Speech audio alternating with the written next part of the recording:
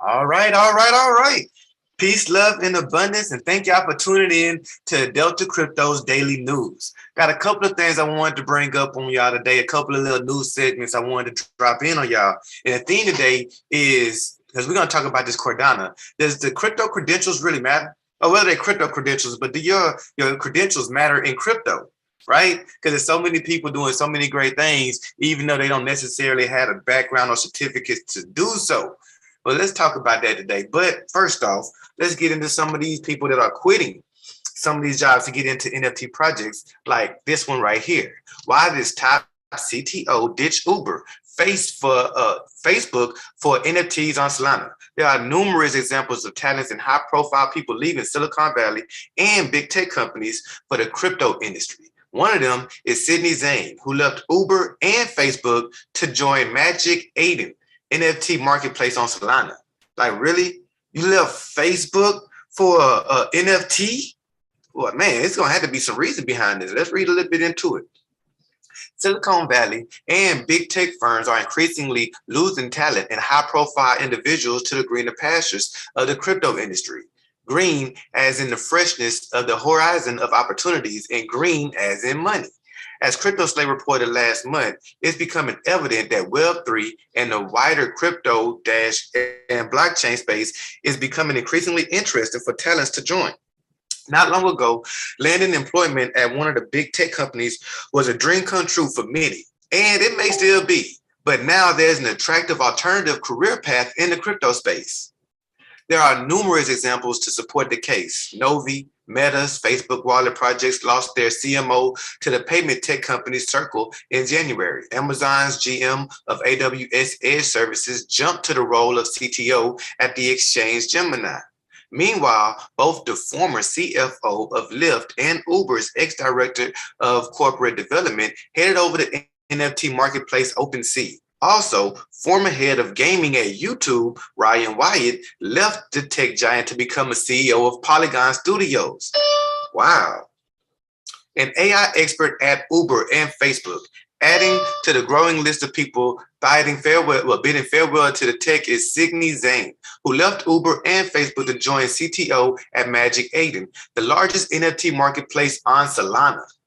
In an interview with Crypto Slate, Zane shares his personal stories of why and how he left presumably well-paying jobs and straight career paths in big tech for a much more adventurous and risky career in the crypto space. Zane's journey into the big tech world started around 2013. He was the organizer of a San Francisco Bitcoin developer meetup group, which inspired him to build an API for crypto developers. While the timing wasn't ideal to launch a crypto company then, it is now. It gave me the valuable experience I would later need to take on tech projects. I then took a short break from crypto and joined Uber Eats, Zan says. Zan spent a few years at Uber Eats where he was focused mostly on machine learning, search recommendation, and discovery. Then I transitioned to being a research engineer manager at the Uber self-driving research lab, focusing on computer vision prediction. After that, I left Uber to work at Facebook in AI. So, man, just imagine the NFT job or a company he's supposed to work for and the type of talent he's bringing to that. But at the same time, Zane joined Uber Eats. He had already developed a taste for crypto. Zane learned about crypto in 2013 and was immediately fascinated. At the time, I embraced libertarian belief system and just really identified with the principles of crypto and its advocacy of fixed supply currency, Zane said.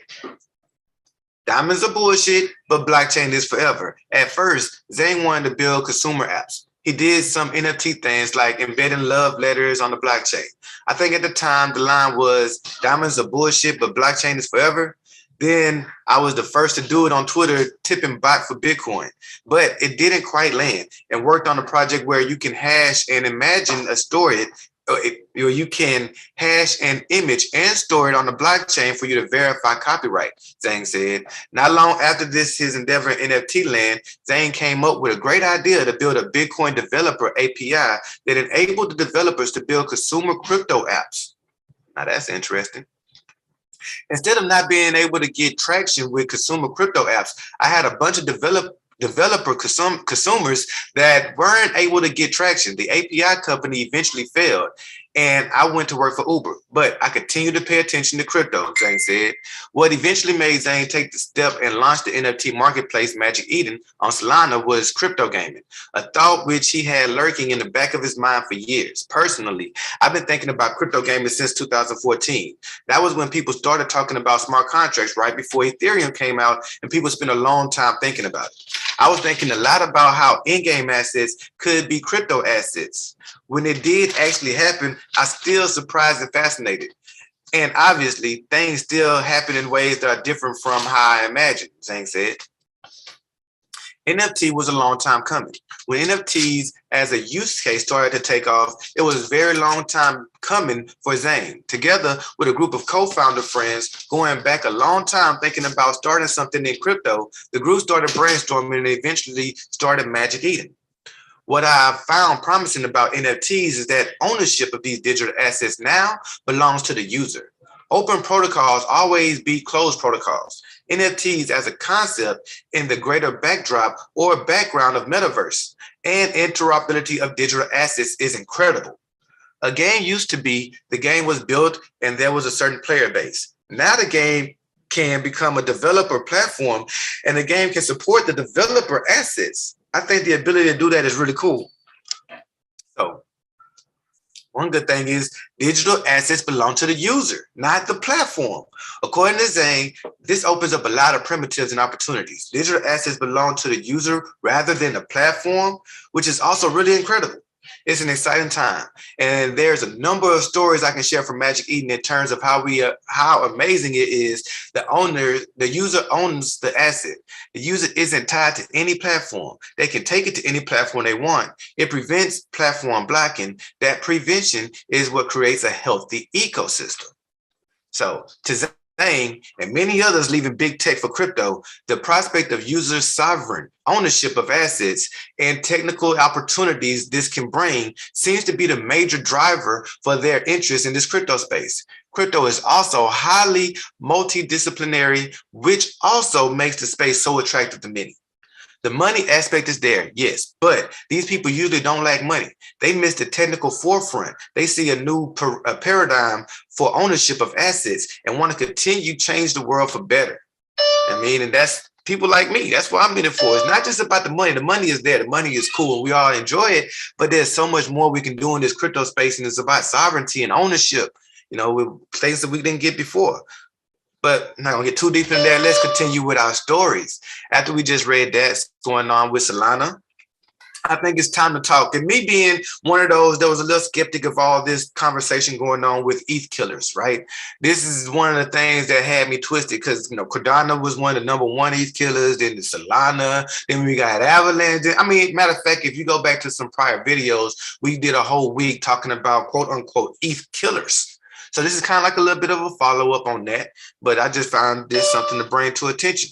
Cardano and Solana are finally falling. Now, it's not like they're falling by themselves. The entire market is falling to an extent, right? So it's not like they just falling and no, watch out for Solana. But I think it is something to take heed to because at one point, Solana was the heat. That's what everybody was talking about. That's what everybody was doing and wanted to do. And now it's like Solana and Cardano are both kind of slowly dying off a little bit. But again, let's do a little more digging into that. It's about time. I guess this person didn't like all this hype either. But Cardano, ADA, and Solana Sol are finally being supplanted by better projects. And this is a great thing. It shows that there is at least a bit of sanity in the market, that random people can't just come up with whatever BS they want and get idiots to buy it. Cardano was supposed to be the next big ecosystem to come out of the Ethereum incubator, and it simply didn't perform. Now, I'm all for giving devs time to develop, but enough is enough. How do you know when a crypto project is a dud and not just pre-alpha? For all of its cultural separatism, the technology behind crypto is still very much open source. If Cardano is getting its core tech passed up by Avalanche, Terra, Clayton, and dozens of other blockchains started developing after ADA, that means Cardano doesn't have the mind share to get it done. Not only that, its launch was a piss in the ocean event. The real kingmakers in the space, the devs, don't want to develop there. Without mindshare, the blockchain is wrecked. And Solana. the VC scam coin that may actually provide some utility for people in the future. Just don't let it become your safe haven against all of the shadowy super coders doing these other things, doing these other chains. Solana was the blockchain of choice for non-crypto investors who came into crypto using old school tactics in a place that didn't work. Why? Those old investors don't realize having big names behind a project doesn't mean ish in crypto. Those big names aren't doing the coding, and they are only over in crypto for the cash grab. You don't have to believe me. If these big names meant anything, Solana would outperform more decentralized chains by miles. It doesn't. Solana blockchain has had the worst and most well-covered hiccups in crypto over the past 1.5 years. The tech is second rate. The Chamath has been caught on video saying its support of Solana is a cash grab. Next up, XRP. Not gonna say that. So where's the money? It's on all the little chains that aren't getting much press, but are providing real value. Believe it or not, your best opportunities to support good tech and make money are in the places of Matisse, Shiden, Lowtex, Secret, KuCoin, Matter, Aster, etc. Even in the bear market, these chains are attractive VC capital and building new protocols left and right. They tend to, they play here is finding a small chain that hasn't built its core infrastructure yet. Money market, swap, trusted yield farming, own for it. These ideas don't have to be new. Just the fact that this structure is now necessary and hasn't been built means you had the opportunity to go in with a game plan that's been tested by previous chains. For instance, you know that a chain will likely receive its biggest influx of VC capital as trusted money market enters. So if you get a wind of trusted money market moving onto a chain that's not already on, you know that gas coin is going to probably be a good investment. But it's game over for the first batch of quote unquote ETH killers. This bear market will flush out the garbage, and you don't want to be there when the ish goes down the drain. Solana might survive, in my opinion, because it has so much money to throw into mindshare, but I'm not a huge fan of Cardano. That's 100-to-1 shot that has too much risk for me to prioritize while there are so many better opportunities around. Hawkinson had his chance. Africa, you'll just have to look for another neck beard fat Jesus dog. This dude went off. I just want this to be known that I didn't write this article. I'm just reading it. Let's go. Here's the author right here, y'all. These are my ideas and my thoughts. I'm just reading them out. But this man went in on them, and I don't feel that same way. I ain't saying I share his views. Some of them I do, kind of feel he's right with, but yeah, he went in on them, didn't he? And since we're talking about him, let's go ahead and go in on why you would not like Hawkinson. Because I just found this story. It just came out today, 2-minute read, and it's somewhat interesting, right? So the Cardano founder accused of faking his academic credentials. Does it matter? Charles Hawkinson claims to be a math undergrad, but research conducted by journalist Laura Shin shows this may not be true. A Twitter spat has erupted over Charles Hawkinson education attainment. Crypto journalist Lauren Shin called out the Cardano founder on discrepancies between his claims to be a graduate with a math's degree and her research, which indicates he never even graduated. So far, Hawkinson has not responded to the allegations with his latest live stream post-spat, focused purely on upcoming updates. But whether Hawkinson stretched the truth or not, does it matter in terms of Cardano delivering on his roadmap?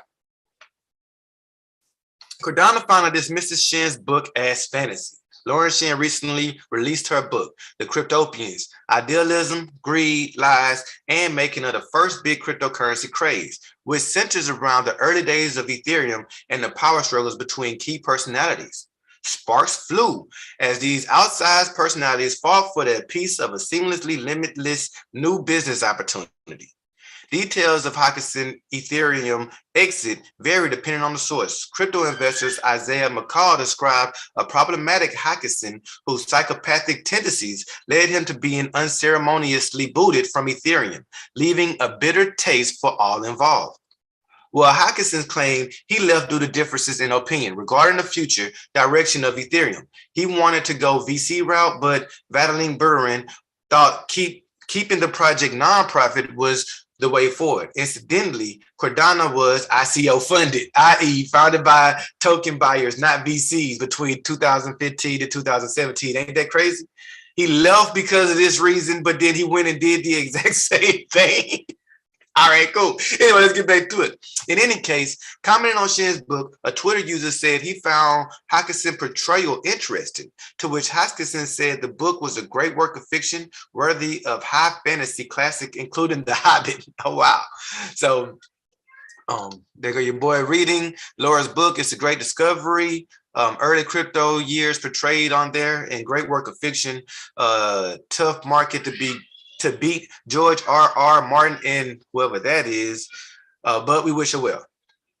So Shin fired back by saying Hawkinson educational achievements that are fiction. Her research showed that Hawkinson had enrolled in Metropolitan State University in Denver to study math part-time between 2006 and 2008, and again at the University in Colorado, Boulder from 2009 to 2011. But MSUD doesn't have a graduate math program, while UCB says he never finished the course. Hi, Charles. Speaking of fiction, do you want to address the discrepancies between your claims of dropping out of PhD program at the school's assertions that you were enrolled as an undergrad? The crypto community is split.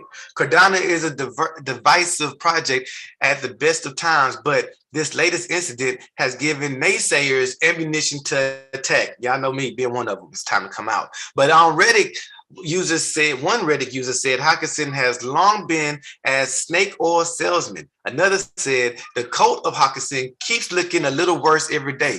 Others might make light of the situation by cracking jokes at the allegations. You guys have PhDs. I only have birth certificates. Crypto bros have so much in common. We're all dropouts looking to become millionaires fast. Hawkinson has not addressed Shin's points, but it's fair to say public figures, especially in cryptocurrency, due to their financial implications, should be squeaky clean. At the same time, how does a piece of paper qualify someone to do a job, particularly in the industry and the cutting edge where few have ventured before? So, I mean, that is something definitely to think about, because we can think, it is very possible to believe that there will be people that can bring projects into fruition that may not have the credentials that one think that they need. However, lying about them got to be something big too. It got to be a hiccup somewhere, right? We can't just allow this to happen. So, whether you're going to continue to invest in Cardano or not, I just thought it was something to understand that, people are, the investors are going to feel some type of way with him not having any real credentials behind him, and the project taking so long. We already seen how somebody was upset with the project by itself without his, education behind it. And now this coming up too, just be prepared for this to be responded to in the market. I don't think Cardano is going to go without, it's going to feel some type of pain from this. It's going to have some type of backlash. So let's all get prepared for that. But all in all, is credentials really important in crypto? Like, as long as you can do what you say you can do, right? That's something to think about. Y'all, please leave me some comments in the chat. Let me know what you think. Do you have to be certified to be in the crypto, to build, to talk to people? All right, let me know. That is the show for the day. I hope this was informative. I hope this was helpful. And y'all, please drop any questions and comments in the Dropbox so we can get it. And if you're looking for links, we'll drop that in the section as well. Peace, love, and abundance.